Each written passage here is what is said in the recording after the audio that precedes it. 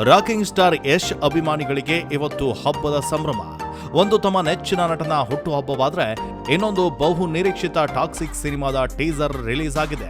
Teaser ಕಣ್ತುಂಬಿಕೊಂಡಿರುವಂತಹ fans cinema ಲೋಕದಲ್ಲಿ ಮಿಂದೇಳ್ತಾ ಇದ್ದಾರೆ. ಈ ಮಧ್ಯೆ ಟೀಸರ್ನ ಒಂದು ತುಣುಕಿನಲ್ಲಿ ಹಸಿ ಬಿಸಿ ದೃಶ್ಯವಿದೆ. ಇದು ಭಾರಿ ಚರ್ಚೆಗೆ ಗ್ರಾಸವಾಗಿದೆ. ಜೊತೆಗೆ ಸಿನಿಮಾ ಮೇಲಿನ ಕುತೂಹಲ ಮತ್ತಷ್ಟು ಹೆಚ್ಚಾಗುವಂತೆ ಮಾಡಿದೆ. ಇನ್ನೊಂದು ವಿಚಾರ ಅಂದ್ರೆ ಈ ಸಿನಿಮಾ ಮಕ್ಕಳಿಗೆ ಅಪ್ರಾಪ್ತರಿಗೆ ಅಲ್ಲ ಅಂತ ಟಾಕ್ಸಿಕ್ ತಂಡ ಸ್ಪಷ್ಟಪಡಿಸಿದೆ. ಟಾಕ್ಸಿಕ್ ಗ್ಲಿಮ್ಸ್ನಲ್ಲಿ ಬೆಂಕಿ ಹಚ್ಚಿದ ನಟಿಯ ಹೆಸರು ನ್ಯಾಟಲಿ ಬರ್ನ್. ಅಮೆರಿಕ ಮೂಲದ ಖ್ಯಾತ ಹಾಲಿವುಡ್ ನಟಿಯಾಗಿರುವ ಇವರು ಟಾಕ್ಸಿಕ್ ಸಿನಿಮಾದ ನಿರ್ಮಾಪಕರಲ್ಲಿ ಒಬ್ರು. ನ್ಯಾಟಲಿ ಬರ್ನ್ ಹಾಲಿವುಡ್ ನಟಿ ಮತ್ತು ನಿರ್ಮಾಪಕಿ. ಅವರ ಮೂಲ ಹೆಸರು ನಟಾಲಿಯಾ ಗುಸ್ಲಿಸ್ತಾಯಿ.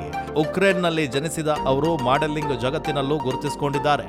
ನ್ಯಾಟಲಿ ಬರ್ನ್ ನಟಿ ಆಗಿರುವ ಜೊತೆಗೆ ನಿರ್ಮಾಪಕಿ, ಚಿತ್ರಕಥೆ ಬರಹಗಾರ್ತಿಯೂ ಆಗಿದ್ದಾರೆ. ಕೆಲವು ಇಂಗ್ಲಿಷ್ ಸಿನಿಮಾಗಳಿಗೆ, ಕಿರುಚಿತ್ರಗಳಿಗೆ ಬಂಡವಾಳ ಸಹ ಹೂಡಿದ್ದಾರೆ.